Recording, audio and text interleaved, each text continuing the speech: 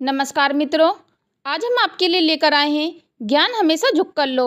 इस आर्टिकल के माध्यम से हम आपके साथ साझा कर रहे हैं। इस कहानी का शीर्षक यह है कि ज्ञान कैसे प्राप्त करना चाहिए और ज्ञान लेने के लिए किन किन बातों का ध्यान रखना चाहिए।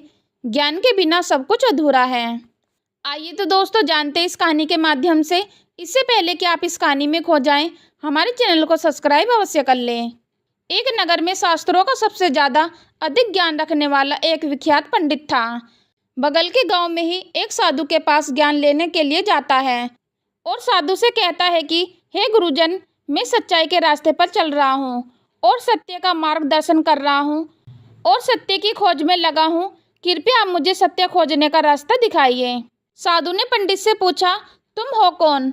विख्यात पंडित कहता है कि गुरुजन, आप मुझे नहीं जानते, पर मैं आपको भली भांति अच्छे से जानता हूँ।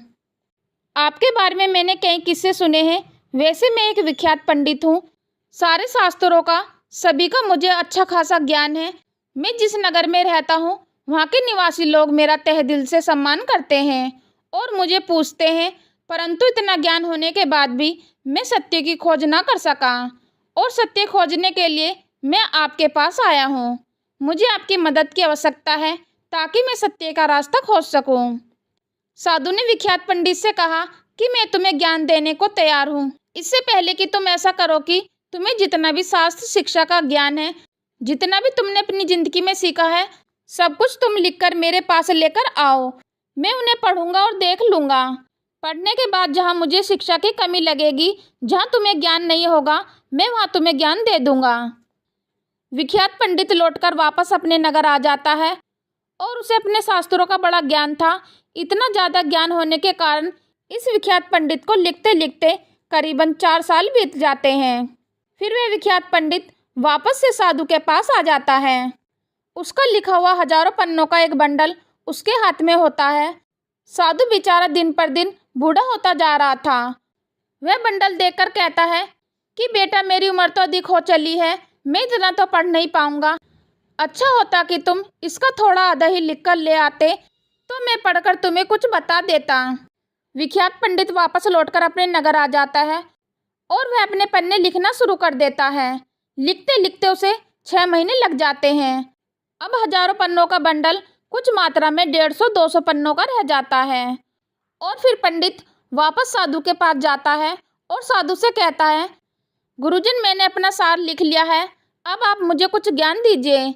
साधु ने जैसे ही वह बंडल खोला, वह फिर बोले कि बेटा, यह तो बहुत ज़्यादा पन्ने हैं, मेरी आंखें कमज़ोर हो चली हैं, शरीर साथ नहीं दे रहा है, मैं इतना कैसे पढ़ पाऊंगा। इससे अच्छा होता कि तुम इसे और छोटा कर कर लाते। पंडित वापस अपने नगर लौट आता है। वह वापस लिखना शुरू कर देता है। लिखते लिखते उसे 5 दिन बीत जाते हैं और वह सारा ज्ञान महज 2 पन्नों में लिखकर गुरुजी के हाथ में दे देता है। साधु कहता है कि मैं तुम्हें ही याद कर रहा था। तुम देख रहे हो, मेरा शरीर साथ छोड़ रहा है, मेरा कभी भी अंतिम समय आ सकता है। अच्छा होता कि तुम मेरी बातों को समझ लेते। तुम जाओ और इसे और छोटा करके लेकर आओ, तब शायद तुम्हें कुछ समझ आ जाएगा कि मैं तुम्हें क्या सिखाना चाहता हूँ। साधु की बात सुनकर विख्यात पंडित कुछ समझ नहीं पाया, लेकिन थोड़ी देर बाद ही वह बगल के कक्ष में जाता है।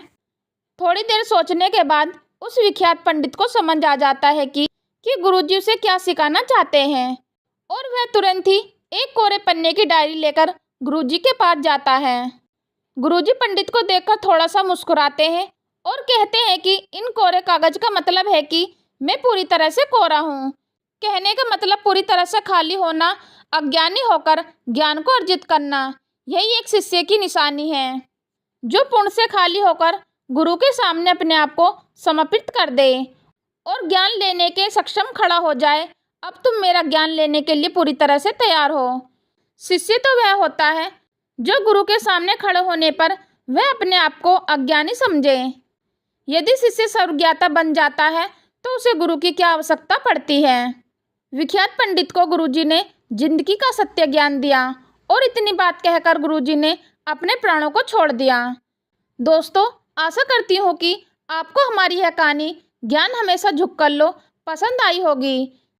यदि आपको पसंद आई है तो इसे अपने दोस्तों के साथ ज़रूर शेयर करें ताकि वे लोग भी इस कहानी से कुछ शिक्षा ग्रहण कर सके और अपने जीवन को बदल सके। दोस्तों, ऐसी ही नई नई प्रेरणादायक कहानी पाने के लिए हमारे चैनल को सब्सक्राइब करना ना भूलें, ताकि आपको हमारी नई नई स्टोरी आप लोगों को समय समय पर मिलती रहे और आप उसका भरपूर लाभ उठाएं। दोस्तों, अपना कीमती समय हमें देने के लिए आप सभी का तहे दिल से धन्यवाद।